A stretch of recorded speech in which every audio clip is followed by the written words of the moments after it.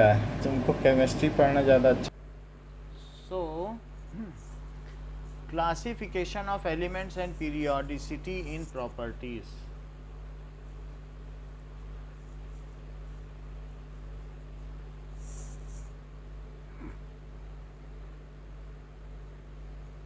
And periodicity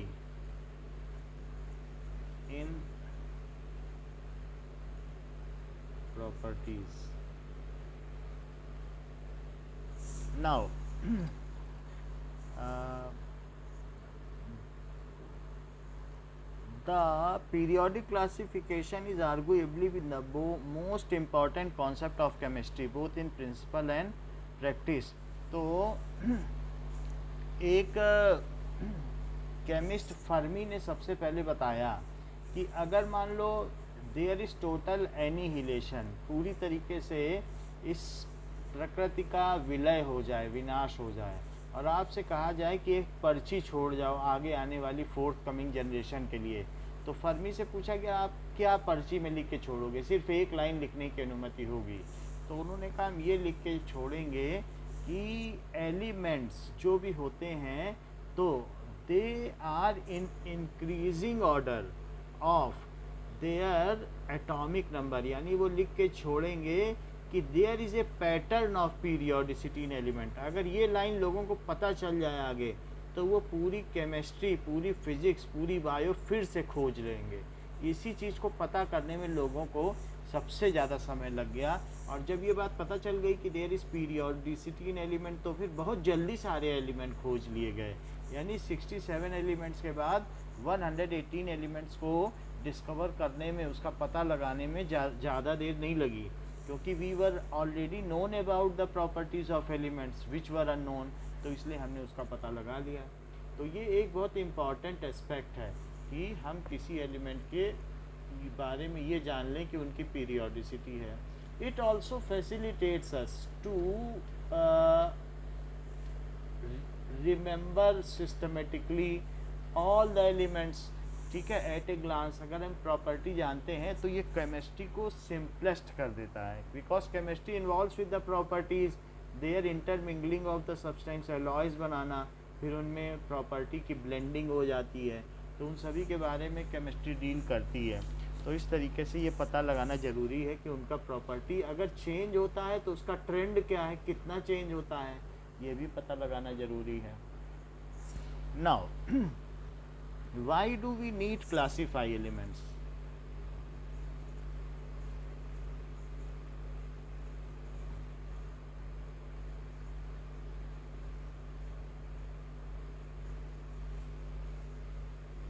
So there were in 1800 13 elements were known, and the elements after 1865. तो 1800 में हमारे पास थोड़े elements थे, तो 31 एलिमेंट्स थे. तो हम उसको तो चलो ठीक है कि याद कर लेंगे, 31 उतना नहीं है, थोड़ा ज़्यादा तो है, लेकिन फिर भी 1865 तक ये 63 हो गए. 1865 तक ये 63 एलिमेंट्स हो गए. और आगे चलते चलते एट प्रेजेंट अभी तो हमको 118 पूरे एलिमेंट्स हमें पता हैं. सो मैनी एलिमेंट्स अगर पता हैं, so it is difficult, it is difficult to study chemistry of individual element.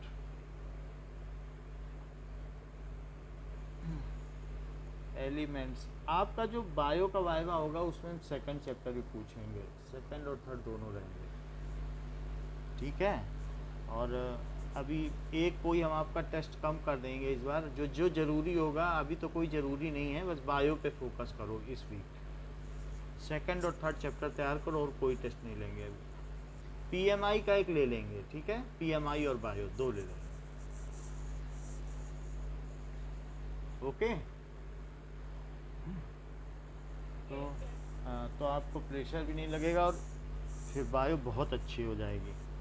अब देखो, it is difficult to study chemistry of individual elements, ठीक है, so there should B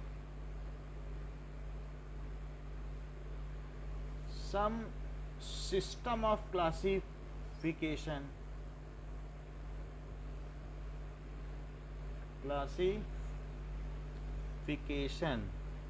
based on some pattern. हमें एक ऐसा पैटर्न चाहिए था कि लोगों को हम याद करा सकें कि ये जो एलिमेंट्स हैं इनमें क्या पैटर्न है, कैसे याद करें। तो इसलिए भी क्लासीफाई करना चाहिए, उनको टेबुलेट करना जरूरी था। टेबुलेट, कोई भी चीज़ टेबल के फॉर्म में हो तो याद हो जाती है। Now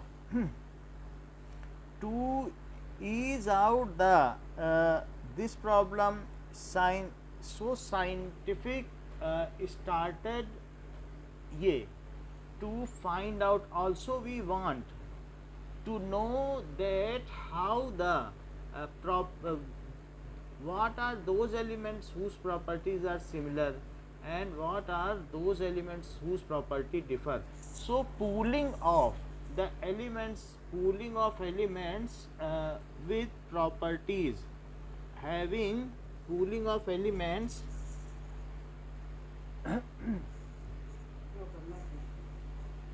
okay, pooling of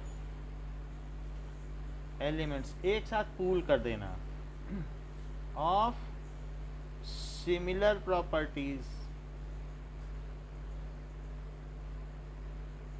and express them in tabular form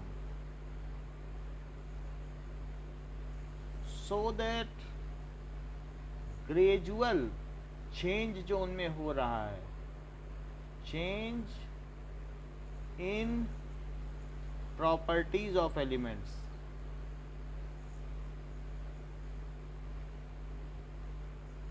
can be done and reasonably explained. सिर्फ उन्हें एक साथ ग्रुप ही न किया जाए बल्कि और क्या किया जाए, एंड उनका रीजनेबल एक्सप्लेनेशन भी तो चाहिए। लोग कहेंगे क्यों चेंज हो रहा है, तो बताना पड़ेगा ना क्यों चेंज हो रहा है।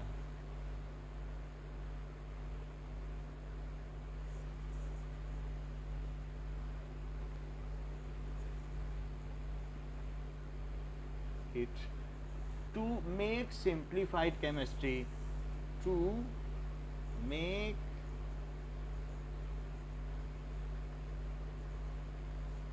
simplified for its further exploitation in other field, जिससे केमिस्ट्री तो हर तरफ लगती है। फिजिक्स में भी एलॉय बनाने तो केमिस्ट्री चाहिए, बायो केमिस्ट्री है, हर जगह हमारी बॉडी में है तो वो भी है, बायोटेक में भी केमिस्ट्री लगेगी। तो एक्सप्लॉइटेशन, इवन मीटीरियोलॉजिकल सेक्शन हो या भूगर्भ वैज्ञानिक जो सीस्मोलॉजी को डील करते हैं कि कब कब क्या होगा, या सैंपल ऑफ अर्थ को देखते हैं या सॉइल को देखते हैं, उसके टेक्सचर को देखते हैं, तो जो जियोलॉजी है उन सब में भी केमिस्ट्री तो इन्वॉल्व है ही, उसके कंपोजिशन को ही देखा जाता है। Further exploitation in other fields, हम जो हर तीसरी चीज़ उठाते हैं अपनी डेली लाइफ में वो एक केमिकल होती है। तो ये सारी चीज़ें थी। Now genesis of periodic classification, सबसे पहले इसमें किसने योगदान दिया? Genesis of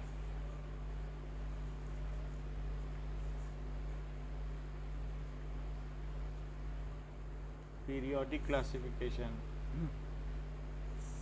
Now, classification of element into group and develop the periodic law and periodic table are consequence of systematizing the knowledge gained by a number of scientists.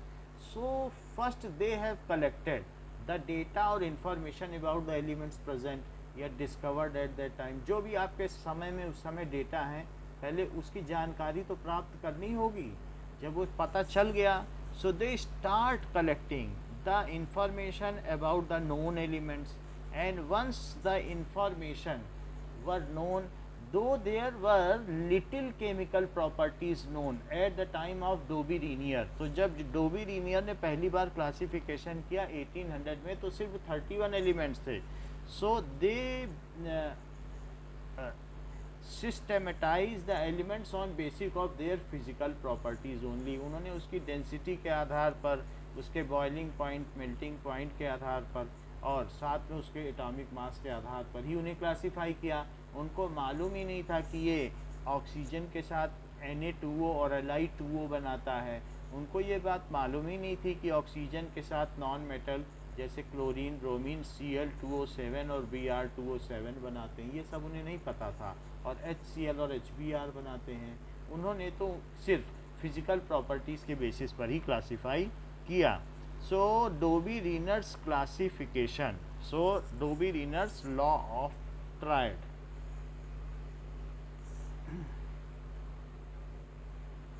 रीनर्स law of triad classification is so elementary that it starts from class 9 and it runs up to PhD chemistry। आप इतना समझ लीजिए, classification से तो MSc के students भी नहीं छूट पाए हैं, उनके लिए भी एक अलग बुक है और PhD तक चलती है। So it is inherent syllabus of chemistry and all things, everything moves around it। तो Dobereiner's law of triad क्या कहता है कि a triad of 3 elements can be made. जैसे कि लिथियम लीना के, तो इसको बना लो, तो इसका एटॉमिक वेट या एटॉमिक मास तो 7 और इसका 23 और इसका 39, इस तरीके से बनाया जा सकता है। और जो भी इनकी डेंसिटी होगी वो इनके मिडिल में होगी। चाहे मतलब आप ये देख लीजिए कि एक minute,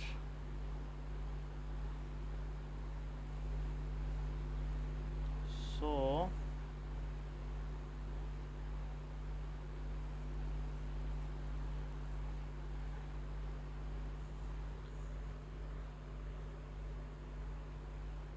Dobby रीनर्स law of triad,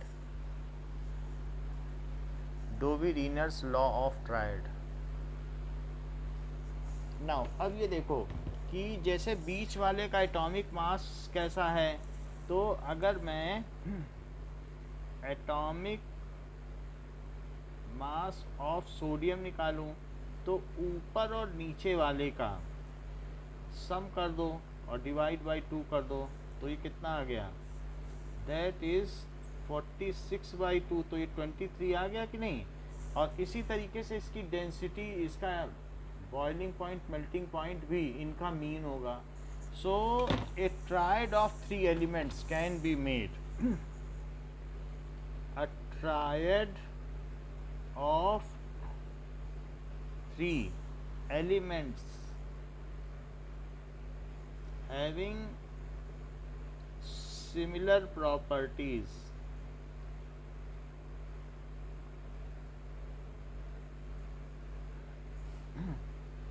can be arranged in increasing, ठीक है, if arranged in increasing order of their atomic mass। यदि उनको अरेंज कर दिया जाए, if arranged in increasing order of atomic mass, तो क्या हो। now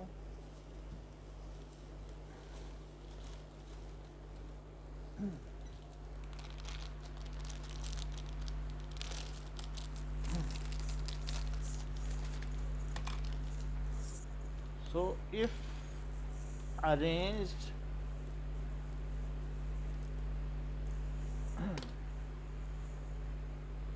in increasing order of atomic mass, then atomic mass of middle element is arithmetic mean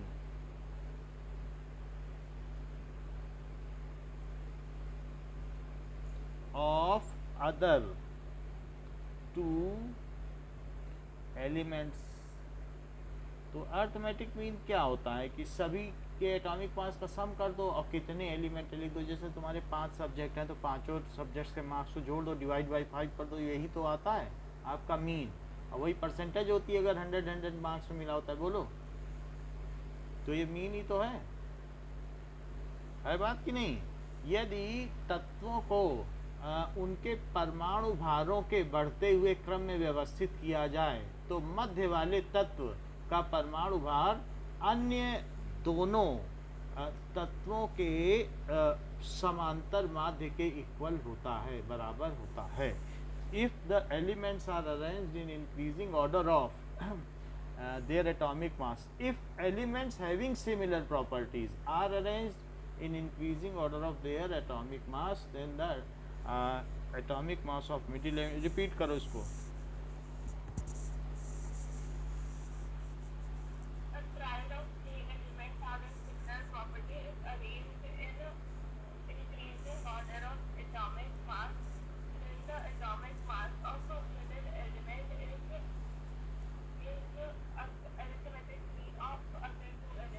ये बात सही है।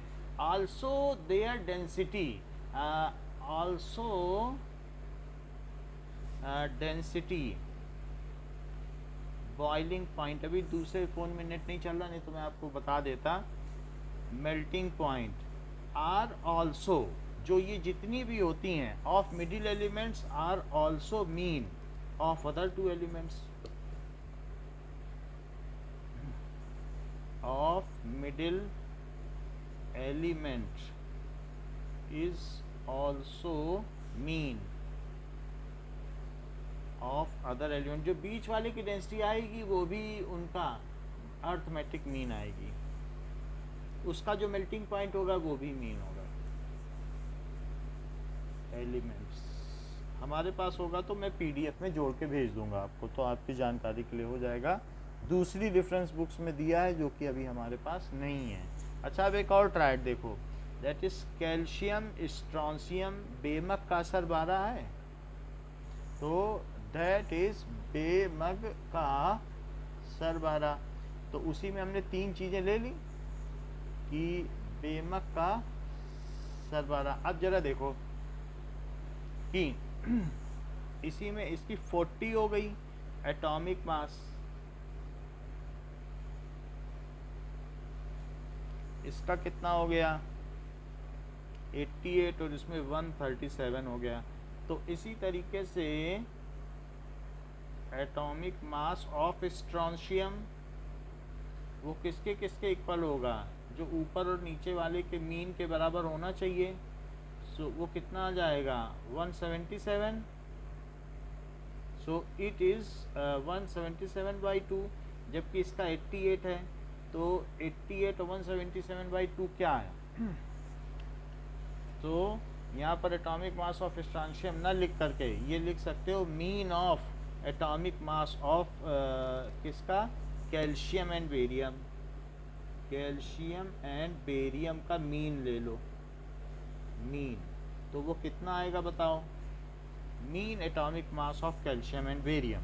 तो ये आ जाता है 2 8 या 16 और 2 8 या 16, तो 88.5 आ रहा है, ठीक है। और ये जो भी आएगा ये U में आएगा, so which is nearly equal to atomic mass, ये किसके लगभग बराबर है, एटॉमिक मास ऑफ स्ट्रॉन्शियम। बोलो बात सही है। ऐसे ही उन्होंने लीना के बनाया और कासरवा बनाया और कुल्हड़ बारात आई। वैसे तो फूटे कुल्हड़ बारात आई होता है, बट दैट इज ClBrI। तो इनका एटॉमिक मास इट इज 35.5, ये एवरेज एटॉमिक मास है। इसका 80 होता है, इसका 127 होता है। तो अगर हम देखें मीन ऑफ, तो हमने उनको इस क्रम में लगाया है in increasing order of atomic mass. तो mean of atomic mass of element chlorine and iodine, तो वो 35.5 प्लस 127/2 होगा, जो कि कितना हो जाएगा, 5 7 5 12 5 6 162.5/2। तो ये कितना आ जाएगा, क्या ये 81.25 आएगा, जो कि nearly equal to atomic mass of bromine है, एटॉमिक मास ऑफ ब्रोमाइन के इक्वल है। बात समझ में आ गई आपको?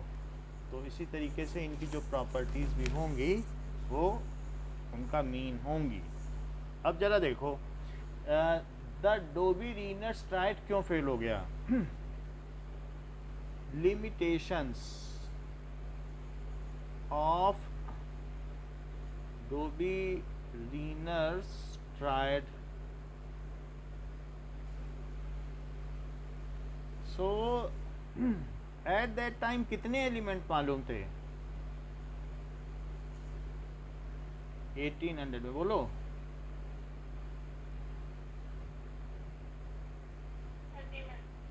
Elements were known,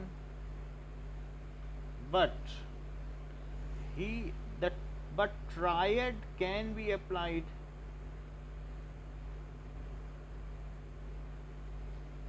to 9 elements only।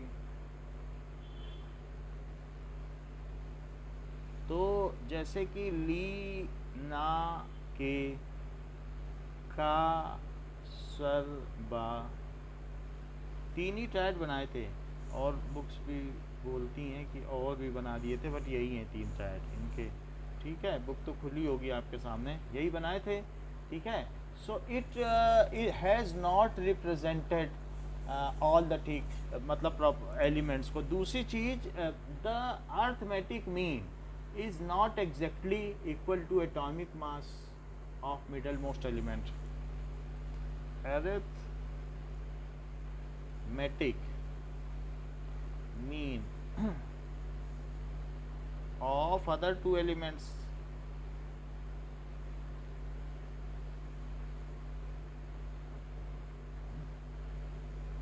was not equal, exactly equal, वो पूरी तरीके से तो इक्वल नहीं था।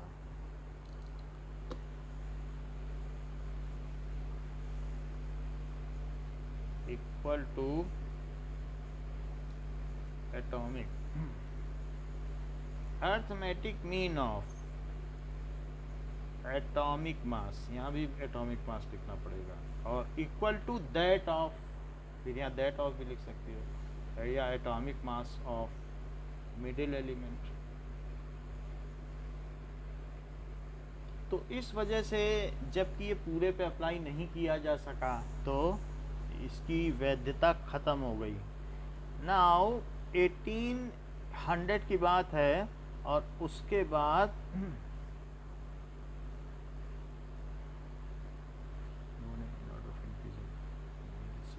टेबल, इसके बाद कैन कॉर्टिस ने एक टेबल बनाई, कैन कॉर्टिस,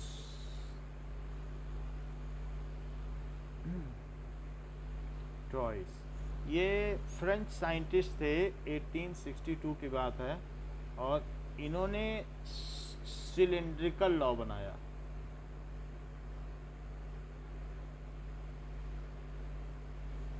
अच्छा, इन्होंने क्या किया कि एलिमेंट्स को एक सिलेंडर के क्रम में सजा दिया, कि मान लीजिए कि एक ऐसे सिलेंडर बना दिया, और यहीं पर सारे जो एलिमेंट्स थे वो सजा दिए गए, कि लिथियम, फिर ली, बे, फिर ब, क, फिर नौ, फिर पीछे चल के आएगा, फिर यहाँ तक आ जाएगा 9, और फिर ये 9, लीबे बक 9, पहले ऐसे चल के आया और फिर पीछे चल के आएगा। सो लीबे बक 9, फिर इसके बाद अगर हम देखें तो नीना मगालसी है, लेकिन और थोड़ा गैप करके बनाए तो सही बनेगा, मतलब सिलेंड्रिकल क्रम में सजाया है उन्होंने। सो ली बे ब क नौ फ नी तो नहीं था, फिर इसके बाद नीचे आ गए। सो लीबे बकनौ, फिर नीचे वाले सिलेंडर में आओ, एक लाइन बनाने के बाद दूसरे सिलेंडर में आ जाओ। तो दूसरे सिलेंडर में आओगे तो नी नी जो नोबेल गैसेस थी वो डिस्कवर्ड नहीं थी। नी ना मग आल, और इसके पीछे क्या आ जाएगा, सी आ जाएगा क्या। तो समझ में आ गई बात कैसे हो रहा है सिलेंड्रिकल में। सो नीना मग आलसी और पी एस, फिर कल, और फिर इसके नीचे अर के का, तो फिर के का ऐसे आ गया। तो ये पीछे वाला इसका ये आ गया। समझ में आ गई बात सिलिंड्रिकल में। So if elements are arranged cylindrically, if elements are arranged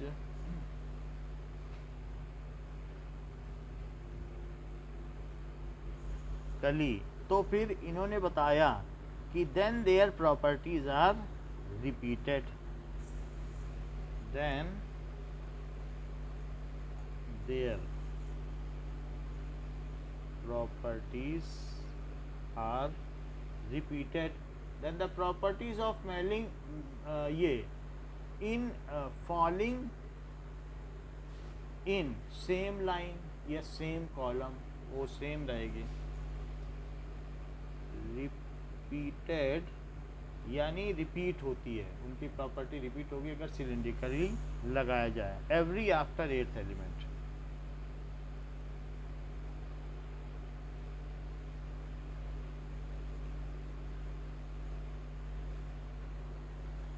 eighth की क्या स्पेलिंग होगी, चलो ऐसे इन्होंने बनाया। But it was made a cylindrical table to display this also did not attract much ये attention, इसमें भी ज़्यादा लोगों ने ध्यान नहीं दिया। लेकिन 1865 में इसी लॉ को पिकअप कर लिया, लॉ ऑफ ऑक्टेव के, तो उसमें ज़्यादा लोगों का ध्यान गया। सो ये अलेक्जेंडर न्यूलैंड ने लॉ ऑफ ऑक्टेव, तो इस तरीके से न्यूलैंड्स का लॉ अष्टक नियम। सो जॉन अलेक्जेंडर न्यूलैंड, ये करीब 3 साल आगे की बात है, 1865 में ऐसा हुआ। वही चीज़ उन्होंने फिर कर दी कि, और बात क्या बताई कि if elements are arranged in increasing order of atomic weights, so if elements are arranged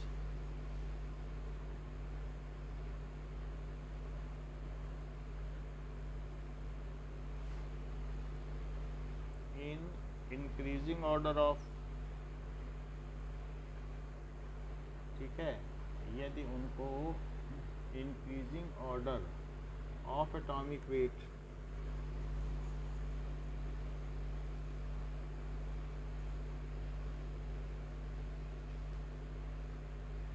तो क्या होगा यदि ऐसा किया जाए, no then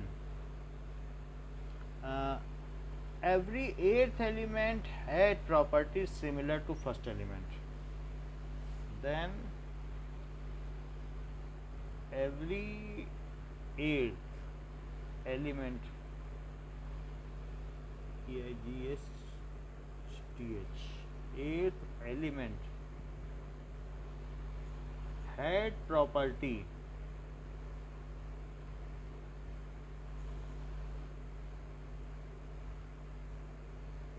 similar to first element। अच्छा, ये भी लॉ आपने पढ़ी रखा है ना, कि न्यूलैंड्स लॉ ऑफ ऑक्टेव। तो इसमें क्या चीज़ बताई गई, बुक में बना हुआ है न्यूलैंड्स लॉ ऑफ ऑक्टेव कि मान लीजिए एलिमेंट्स को अरेंज कर लिया इन ऑर्डर, तो ली, बे, बक, नॉफ, एनी तो था नहीं तो एनी के बारे में हम बात नहीं करेंगे। ली, बे, बक, नॉफ, नी, नीना तो नहीं था, ना, मग, आल, सी, पी, एस, सी, एल, और फिर के, ए, आर्गन भी नहीं था, हाइड्रोजन था, हीलियम नहीं था। हाइड्रोजन इसमें दिखाया नहीं गया है, कोई बात नहीं, क्योंकि एर्थ में वो कर ही नहीं पा रहा है। तो के और का, ये सारी चीज़ें। सो हम देख रहे हैं कि इनकी प्रॉपर्टी सेम है और यही डोबी-रीनियर्स लॉ ऑफ ट्रायड में भी पढ़ रहे हैं। तो इस तरीके से ये देखा जा सकता है। नाउ न्यूलैंड लॉ, अब ये कब की बात है? 1865 की। 1865 में 63 एलिमेंट्स थे। So in above table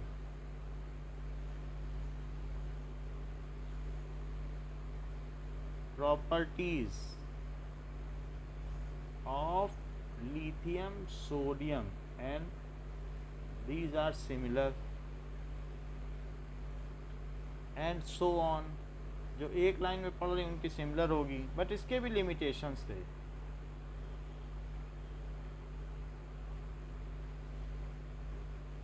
law of Octave, so it was applicable eight that time. 65 में देखो हमने आपको बताया था कि 63 एलिमेंट्स हो गए थे। So at that time there were 63 elements, but law can be applied not, यानी आप 1 2 3 4 5 6 7 2 14 15 16 applied on not more than 16 elements, सिर्फ 16 एलिमेंट्स तक ये चलता है। Up to 16 elements the law holds good, after that it fails badly. up to 16 elements, ठीक है, up to first 16 element, this law holds good, यानी that is up to calcium। after that it fails badly, यानी metal और non metal भी एक table में आने लगे, ऐसा होने लगा, तो फिर वो फेल ही हो गया, फेल्स बैडली। ये चीज़ है। तो कुछ इनकी अच्छाइयाँ भी थी कि जो डोबी-रीनियर्स लॉ ऑफ ट्रायड है वो इसमें इंक्लूडेड है। तो one of the Dobereiner's triad is included in Newlands law of octave. When noble gases were discovered,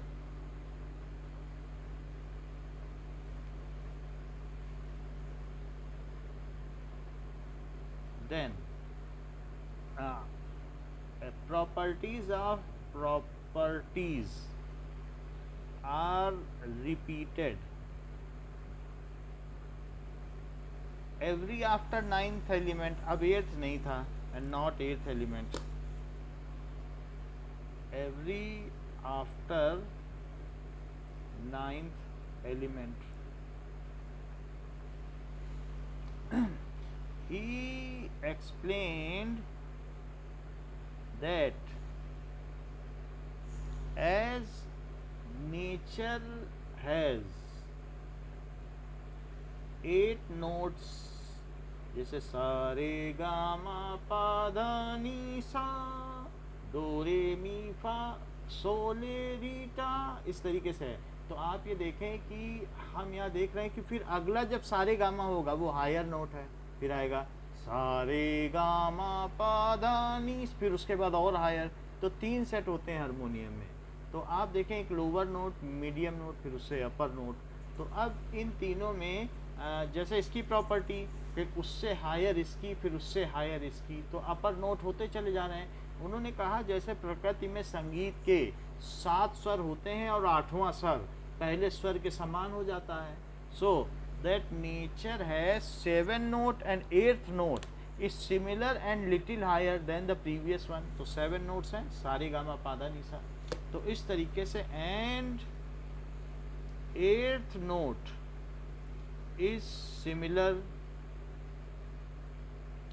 to first note। तो लोगों ने कहा कि इनका मजाक उड़ाया कि अब मान लीजिए कि नोबेल गैस डिस्कवर हो गई हैं, हीलियम तो ली बे बक नॉफ, फिर नी ना मग आल सी पी एस कलर के का। तो पूछा लोगों ने क्या आप संगीत में 9 स्वर हो गए हैं क्या? So the people made fun of him कि अब तो एक एक्स्ट्रा एलिमेंट हो गया, तो आपके हिसाब से 9। अगर ये बात ना बोलते तो चल जाती बात कि ठीक है चलो 8 की जगह 9 हो गए। उन्होंने नेचर से उसको लिंक कर दिया। तो now it is not similar 8, now it was 9th element which was similar. तो फिर कैसे आपने लिंक कर दिया? तो इसलिए भी ये फेल हो गया। एक बात और देखने लायक है कि one of the Dobereiner स्ट्रैड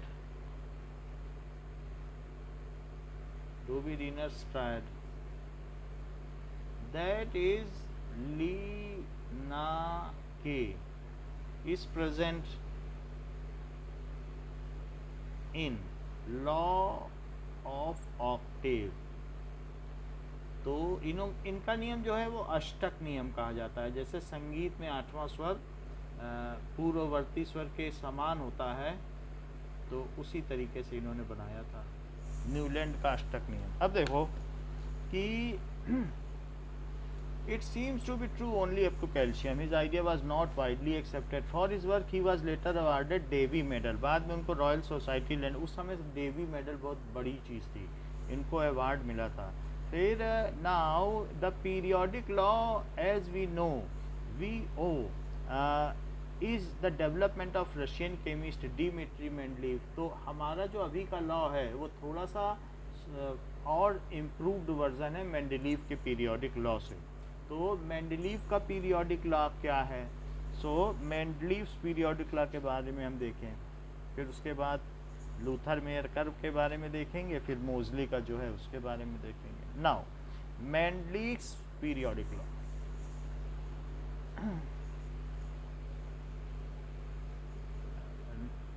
Mendeleev's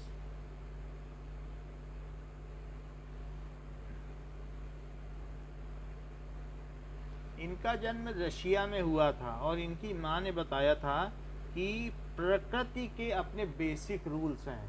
तो प्रकृति किसी भी चीज़ में बहुत सिंपलर है, यानी सिंपलर है दो इट प्राइमा फेसी, प्रथम दृष्टया ये दिखने में कॉम्प्लेक्स दिखती है, but it is comprehensive. The world which looks incomprehensible is comprehensible. यही तो आइंस्टीन ने भी कहा था कि दिखने में अबूझ लगने वाला ये संसार वास्तव में जाना जा सकता है। तो उसी तरीके से इनकी मदर ने भी कहा था, ये रशिया में पैदा हुए थे, गरीब परिवार से थे और ये अपनी माँ की 18वीं संतान थे। इनके और भी भाई थे, 17 बड़े भाई थे, ये 18वें बच्चे थे। तो इनकी माँ ने बताया था कि नेचर अपने आप में बहुत फंडामेंटल है, तो उसी के बेसिस पर इन्होंने नेचर को ऊपर रखा। यद्यपि लॉ बनाया, बट ये बताया कि हमारा लॉ गलत हो सकता है, नेचर नहीं गलत हो सकता। ये चीज़ इनके में सबसे जो है नोबेल पार्ट रही कि इन्होंने नेचर को ऊपर रखा, अपने ही लॉ को डिफाई कर दिया। तो Mendeleev's periodic law it is based on atomic mass. So ये क्या कहती है दिस इनकी जो पीरियोडिक लॉ है, तो आवर्त सारणी का नियम कहता है if elements are arranged in increasing order of their atomic masses. इन्होंने छोटे छोटे टैग्स बना लिए और उसमें सारी प्रॉपर्टी लिख दी। और फिर सारी प्रॉपर्टी लिखने के बाद ऐसे ऐसे छोटे छोटे स्टिकर बना दिए, जैसे एक कैलेंडर नहीं आता है, छोटे पन्ना फाड़ते जाओ, छोटे छोटे पेजेस होते हैं, फिर दूसरा आया, ऐसे टैग में लिख दिया, स्टिकर बना दिए, फिर उनको इन्होंने अरेंज किया। But he has focused not on his own law but on the properties of element. इनका फोकस था कि चीज़ें सिंपलर हों, लोग जान सकें। उन्होंने उल्टा पुल्टा नहीं लगाया कि कैल्शियम के बाद स्कैंडियम यहाँ लगा दिया, तो इन्होंने तो आगे भी लगाया था बट वो चला नहीं। कई बार तो फास्फोरस के नीचे कॉपर लगा दिया, वो चल ही नहीं पाया। तो बहुत सारे लोग एक्सटेंडेड बनाते हैं न्यूलैंड्स लॉ ऑफ ऑक्टेव, तो उसमें बहुत सारे मेटल नॉन मेटल एक ही साथ आ जाते हैं। इन्होंने ऐसा नहीं किया, इन्होंने एलिमेंट्स के स्टिकर बनाए और प्रॉपर्टीज जो सेम थी उसको एक पूल में रखा। और दूसरी चीज़ ये एक की कि इन्होंने एलिमेंट्स की केमिकल प्रॉपर्टीज़ को भी फर्स्ट इंट्रोड्यूस किया कि हाइड्रोजन से वो कैसे रिएक्ट करते हैं और ऑक्सीजन से। मोस्टली सभी एलिमेंट्स हाइड्रोजन और ऑक्सीजन के साथ रिएक्ट करते हैं। हाइड्रोजन से रिएक्ट करके वे हाइड्राइड बनाते हैं, जबकि ऑक्सीजन के साथ रिएक्ट करके वे ऑक्साइड बनाते हैं। So in addition to physical properties he also included chemical properties. और एक और चीज़ इंक्लूड की कि जितने भी एलिमेंट्स थे, न सिर्फ उनको इन्होंने अपनी पीरियोडिक टेबल में शामिल किया, बल्कि इस बात की भी फोरकास्ट की कि आगे ये एलिमेंट और डिस्कवर हो सकते हैं। तो एक होता है इन्वेंशन, एक होता है डिस्कवरी। कोई नई चीज़ बनाना उसको कहते हैं इन्वेंशन, तो और जबकि जो चीज़ पहले से है उसको कहते हैं खोज। तो खोज का मतलब जो कुछ है उसका पता लगा लो, वो डिस्कवरी है। तो डिस्कवरी चैनल में कोई नई चीज़, कोई आविष्कार नहीं होता है। डिस्कवरी चैनल में जो है उसके बारे में बताया जाता है कि ऐसा ऐसा है। और इन्वेंशन का मतलब जैसे थॉमस अल्वा एडिसन ने 2000 नई चीज़ें बनाई, उनका पेटेंट अपने नाम किया, तो उसको इन्वेंशन कहते हैं। Now Mendeleev's periodic law that if elements are arranged in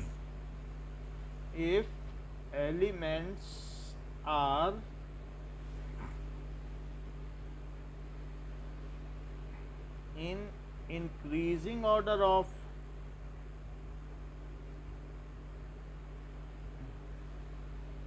their atomic masses, then properties of elements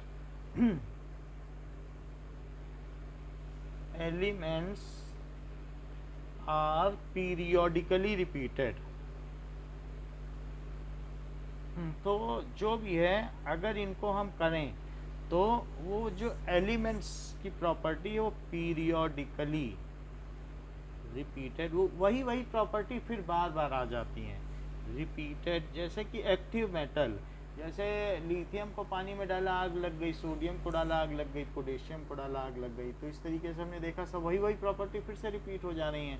ये चीज़ इन्होंने कही। अब हम लॉ देखेंगे कि यदि ऐसा किया जाए तो एलिमेंट्स, ये इनका ही ऑब्जर्व्ड, सो ऐसा ऑब्जर्वेशन किया, ठीक है, ये किया। अब जरा देखो कि मान लीजिए कि धरती सूर्य के चारों ओर घूमती है। So as our earth it revolves, अपनी एक्सिस पे घूमे तो रोटेशन है, अगर दूसरे के चारों तरफ करे तो रिवोल्यूशन है। तो अर्थ रिवॉल्व्स अराउंड सन, तो सन के चारों तरफ अगर ये अर्थ घूम रही है तो क्या ये इसी पोजीशन पर फिर से आ जाएगी, पीरियोडिकली अपनी पोजीशन पर आ जाएगी। सो पोजीशन ऑफ अर्थ इस पीरियोडिक फंक्शन, पीरियोडिकली आएगी, लेकिन किसके बाद, एक समय के बाद। वो कितना समय है, 365 डेज। सो ये position of earth, position of earth is periodic function of time. वो टाइम क्या है, 365.25 डेज। जैसे कि हम ये कह सकते हैं कि value of sine angle is periodic function of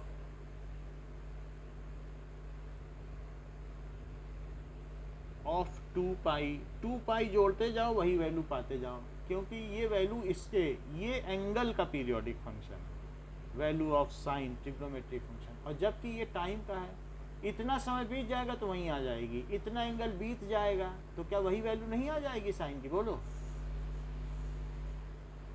बताइए, आवाज आ रही है?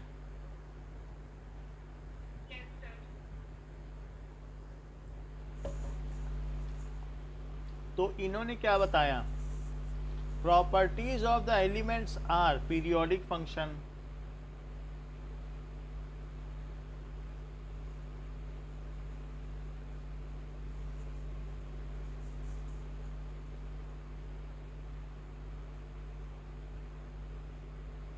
किसका पीरियोडिक फंक्शन है? Of their atomic weights. यानी एटॉमिक वेट को बढ़ाते चले जाओ, बढ़ता चला जाए तो क्या फिर से वही प्रॉपर्टी आ जाएगी? जैसे टाइम को बढ़ाते जाओ तो क्या फिर से वही पोजीशन आ जाएगी? एंगल को बढ़ाते जाओ तो क्या फिर से वही वैल्यू आ जाएगी? इसी तरीके से अगर एटॉमिक वेट को हम बढ़ाते जाए, एक लाइन से सबको लिखते चले जाओ, तो क्या वही चीज फिर से आ जाएगी? मान लीजिए कि ह ही ली बे बक नौफ नी ना मग आल सी पी एस कल हर के का कटी विक्रमन पे हो नी पूजन, ऐसे आप करते चले जाएं तो फिर इससे क्या हुआ कि आगे प्रॉपर्टी बढ़ती चली जा रही है, ठीक है, और फिर और आगे भी बढ़ा सकते हो। तो आपने देखा जो हाइड्रोजन की प्रॉपर्टी है वही आगे चल के फिर लिथियम की बनी, बढ़ाते चले जाए, रिपीट होती है। ये बात अलग है कि उनकी पीरियोडिसिटी क्या है, उसके लिए उन्होंने थोड़ा सा एडजस्टमेंट किया अपनी टेबल में, लेकिन बार बार वही प्रॉपर्टी तो रिपीट हो रही है ना, ऐसा तो हो रहा है। सो इनकी प्रॉपर्टी सेम है। If it is arrange in increasing order of their atomic mass then properties are periodically repeated. अब देखो ये बात अलग है कि जो आर्गन है और कैल्शियम है दोनों का 40-40 होता है, तो यहाँ एक शफलिंग होनी चाहिए, तो हमने लिख दिया आर्टिफिशियली करके, बट शफलिंग होगी। कि आप कहेंगे कि भाई 39 वाला पहले लिखो पोटेशियम, आपने बाद में क्यों लिखा, ऐसा कह सकती हो कि नहीं? पोटेशियम का तो 39 होता है। तो खैर ये सब चीज़ें उन्होंने एडजस्ट की हैं अपनी टेबल में, और वो उनकी लिमिटेशंस हैं, बट ऐसी बात कही है। एक बार आप मुझे बताओ what is Mendeleev's law of periodic table? Properties of element are periodic function of their atomic mass. अब देखो कि Mendeleev's table was different from other table and it was most recognized and favorite. क्यों? Mendeleev's table was different from previously proposed table and is genius, ये जो previously proposed table थी, and favorite, तो और साथ में क्या थी, most liked among scientists as he has given weightage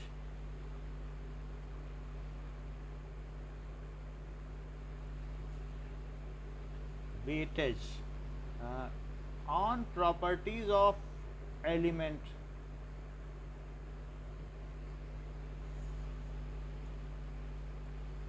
while tabulating। उनको जब सारणी के क्रम में सजाया तो उन्होंने ज़्यादा वेटेज किसको दिया,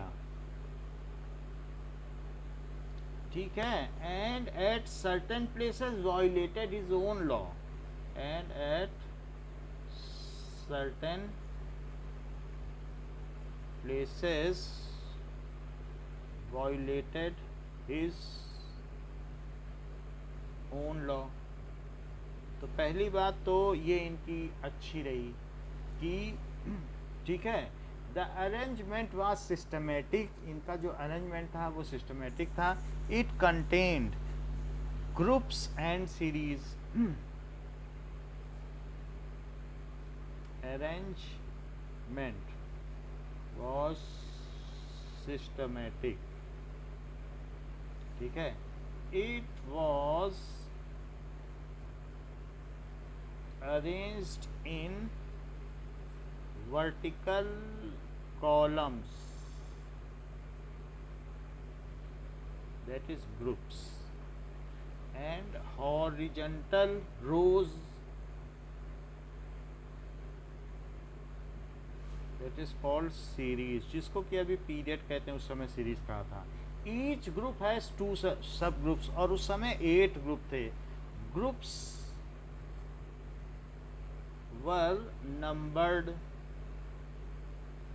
from 1 to 8 in Roman, so Roman में किया गया। while series were numbered in Arabic letters 1 2 3 से लेकर 6 तक कर दिया। बुक में तो कर दिया है बट 6 है। अच्छा, जो ग्रुप्स थे, ग्रुप्स वर डिवाइडेड इन सब ग्रुप, ग्रुप सब ग्रुप में डिवाइडेड थे। ग्रुप वाज डिवाइडेड इनटू सब ग्रुप, ऐसा लिख सकते हैं। Each group was divided into सब groups A and B, and series after third series were divided into 2 series, तो 2 सीरीज थी। तो सीरीज और यानी 2 रोज, उसमें सीरीज में भी ये कह सकते हैं कि 2 रोज थी, बस ऐसा लिख सकते हो। उनका कोई नाम नहीं था। That is upper row and lower row, तो 2 अलग अलग सीरीज थी, ठीक है। अब देखो इतनी बात समझ में आ गई कि क्या था। और एक और बात क्या थी, he first time he has used, first time he has used chemical properties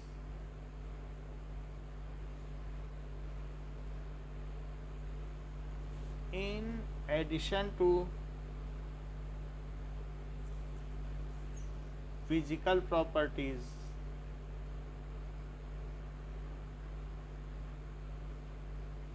so he has given general formula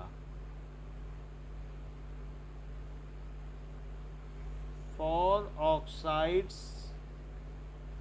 and hydrides, तो of all elements, तो उन्होंने सबके जनरल फार्मूला दे दिए थे कि R X O Y and R H X करके hydride and oxide के जनरल फार्मूला दे दिए थे कि फॉर ईच ग्रुप, हर एक ग्रुप के लिए। ऐसा हम लोगों ने पहले पढ़ा है ना, फिर से देखेंगे, बोलो। अच्छा, when noble gases were discovered, तो 8 ग्रुप्स थे और 6 सीरीज थी। When noble gases were discovered, these were kept in zero group before first group without disturbing the main table.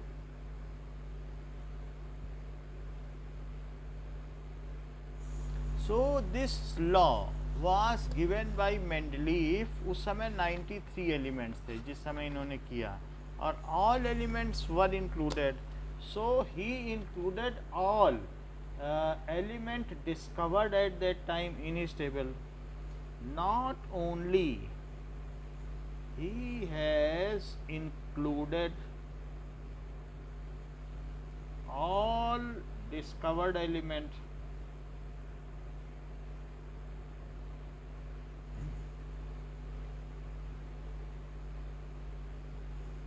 at that time,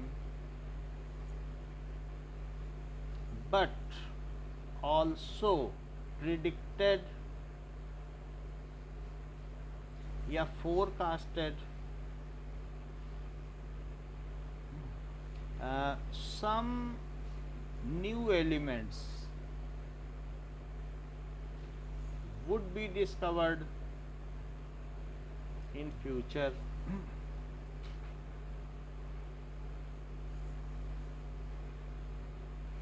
By stating their properties in advance, उनकी properties पहले से ही बता दी।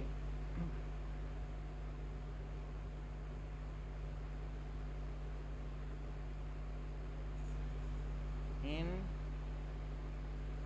advance, for example, just below aluminium, he has predicted, forecasted that some element like aluminium will be discovered in future. That will be gallium, that is Bassi alga Cj, तो Cj, तो Bassi alga Cj, तो उन्होंने बताया कि for example he left a blank place below aluminium, ठीक है, boron and silicon, stating that एका aluminium, यानी एक ऐसा एलिमेंट जो एल्यूमिनियम जैसा होगा, दैट एक का एक संस्कृत से लिया गया है कि एक एल्यूमिनियम जैसा है, एक का एल्यूमिनियम, नाउ कॉल्ड गैलियम। अब बोरॉन के नीचे एका स्कैंडियम, एका बोरॉन, कि बोरॉन जैसा एक डिस्कवर्ड होगा, जो कि नाउ स्कैंडियम, एंड एका सिलिकॉन, सिलिकॉन जैसा होगा, नाउ स्टेटेड जर्मेनियम। अब उसे क्या कहा जाएगा,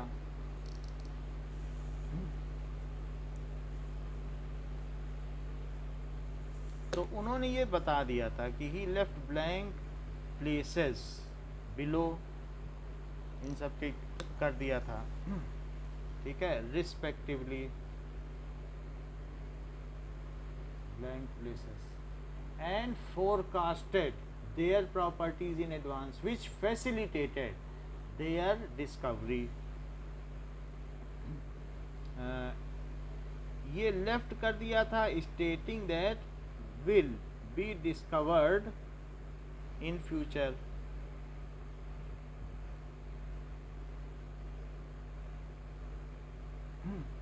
by forecasting their properties in advance।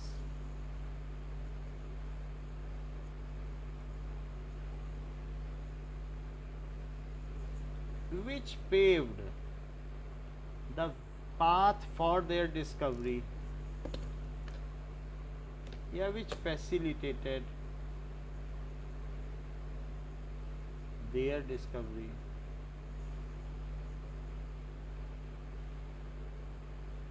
तो इस तरीके से also he had left other blank places and those elements were discovered in future। so also he has left other blank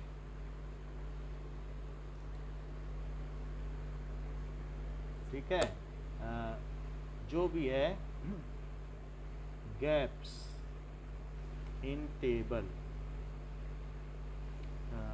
and those elements were discovered in future।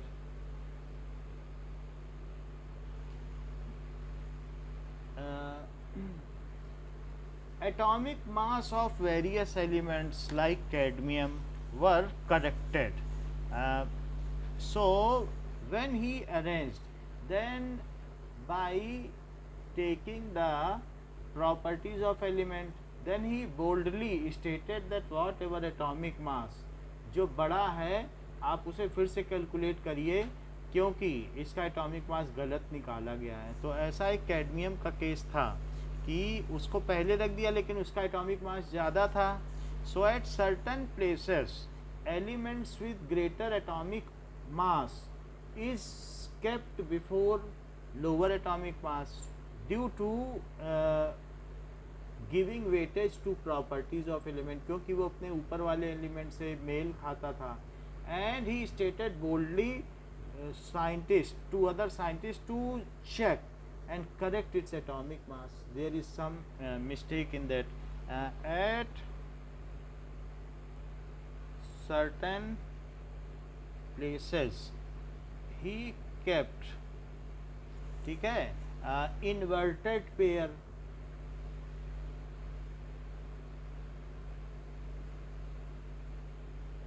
in table, like जैसे कि cadmium को इन्होंने पहले रख दिया तो अब book में कैडमियम कहाँ लिखा हुआ है तो उससे पता चल जाएगा। कोबाल्ट निकल, तो कोबाल्ट निकल दिया हुआ है और ठीक है इन्होंने 3 टेबल बनाई और अपने समय में और उसको वो धीरे धीरे सुधार करते गए। तो जहाँ पर भी ऐसा देखा गया ठीक है जहाँ पे भी इन्वर्सन दिखाई पड़ता है तो ऐसे कई एलिमेंट इन्होंने रखे। जैसे कोबाल्ट का ज़्यादा एटॉमिक मास है, आपकी बुक में तो कम दिया हुआ है लेकिन फिर भी ज़्यादा है। और सीजियम और बेरियम में भी आपको एक सीजियम बेरियम में नहीं मिल रहा है और कहीं मिल रहा है ऐसा इन्वर्टेड क्रम ठीक है। तो जहाँ कहीं भी मिल रहा है there are certain inverted pairs, you if you minutely watch then you can find it out ठीक है। हम अभी कोबाल्ट एंड निकल का ले रहे हैं इन टेबल, लाइक कोबाल्ट एंड निकल। आप कैडमियम का लिख लो, कोबाल्ट और निकल का तो मुझे पता नहीं है। कैडमियम, सो कैडमियम और कैडमियम के आगे क्या आता है? आगे की टेबल देखो जरा, दूसरी टेबल निकालो 2 पेज आगे की। कैडमियम के आगे इंडियम आता है, आ रहा है कि नहीं पेज नंबर 76 में? Yes, sir. और अब कैडमियम और इंडियम का जरा एटॉमिक मास देखो पीछे जाके, यहाँ तो नहीं मिलेगा, एटॉमिक मास तो यहाँ नहीं दिया है, तो पीछे जाके देख लो दोनों का जरा। तो कैडमियम का क्या दिया है? दैट इज कैडमियम का दिया है 79.91 और इंडियम का क्या दिया है? इंडियम का दिया है 114.82। ठीक है, तो कैडमियम का कम है ना, like cadmium was placed before indium, ठीक है, on basis of, किसके बेसिस पर? प्रॉपर्टीज, सिमिलैरिटीज इन properties.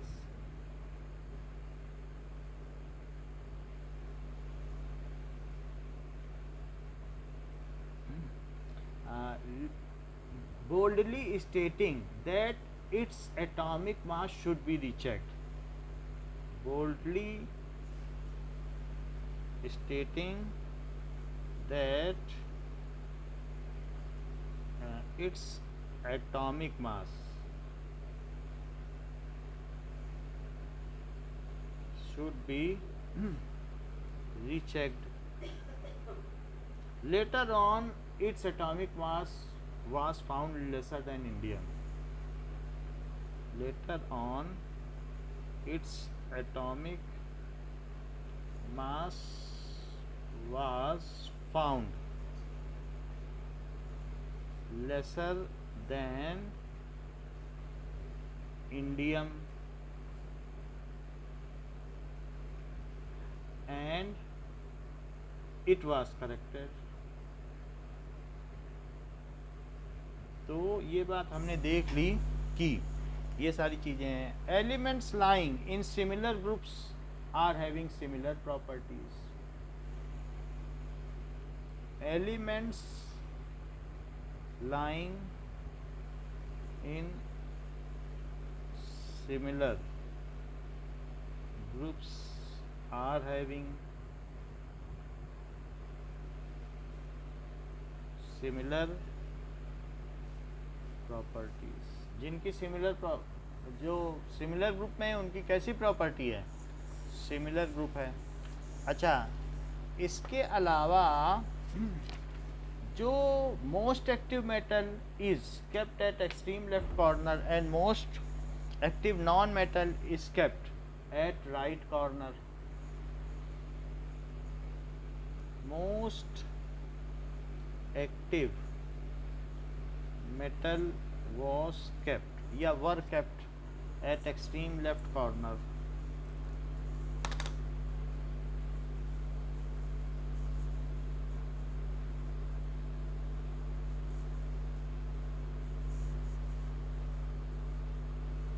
While most reactive non-metal, यहाँ भी रिएक्टिव ही लिख लो, वरना एक्टिव मेटल तो उनको कहा ही जाता है। Most reactive non metal were kept at extreme right corner. Transition metals, transition का मतलब समझती हो? अल्टीमेट से पहले जो चला आए उसको क्या कहते हैं? पेनल्टीमेट कहते हैं। ये बात बताई थी कि नहीं? 4s से पहले 3D में, 4s है, 4s में गया फिर 3D में आया, आता है कि नहीं क्रोमियम में? तो 4s में बाहर जाके तब अंदर आए, तो ट्रांजिट नहीं कर रहा है। ट्रांजिशन एलिमेंट्स,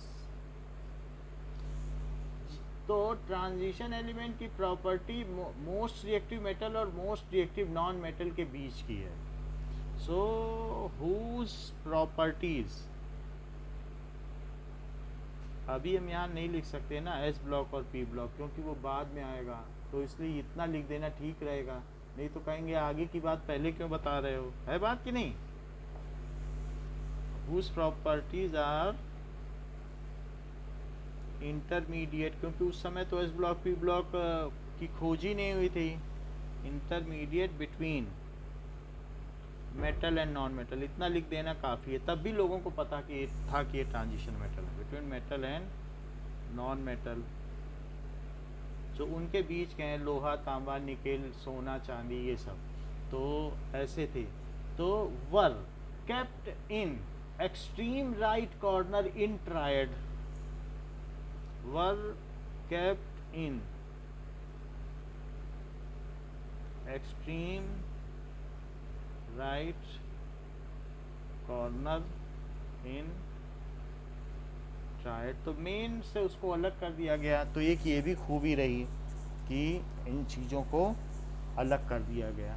ठीक है, इतनी बात आपको समझ में आ गई कि क्या क्या चीज़ें इसमें पाई गई। ठीक है, सो अब मेंडलीव पीरियोडिक टेबल क्या है और इसके बारे में हम लोग 12:30 बजे जानेंगे।